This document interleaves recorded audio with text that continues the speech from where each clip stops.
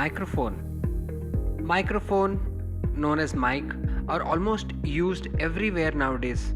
Whether you go to concert, listen to local band in a local bar, a recording studio, podcast, minister rally, almost every place you need a microphone. A microphone picks up the sound of any instruments or vocal and turns it into electrical signal that can be amplified, mixed in with everything else and then sent out through the loudspeaker for everyone to hear.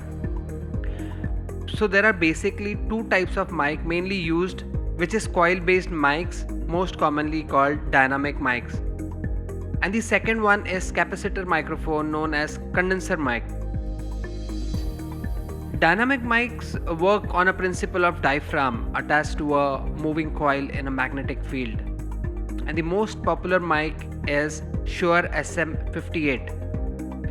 So mostly dynamic mics are very rugged, affordable and all round useful. So they are not overly sensitive. In other words, your sound source has to be pretty close to the mic to pick up the sound. Then you have condenser mic. These mic works a bit differently.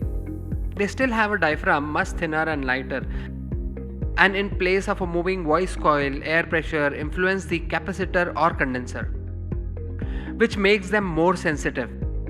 And they even may need an external power. Nowadays almost every mixing console or external sound card has the function and provide them with 48 volt phantom power supply for these type of mics. So some mics picks up strongly from one direction or only picking up the signal you wanted to pick up, or maybe proper placement of mic even matters, because if you are a singer, you would not like your mic to pick up signal of other artist or instrument. That's when a dynamic mic is used, which is mostly known for its polar pattern. So the cardioid and supercardioid mic, which is an heart shaped pattern, picks up sound mainly from the front and sides and almost nothing from the back, which is most commonly used.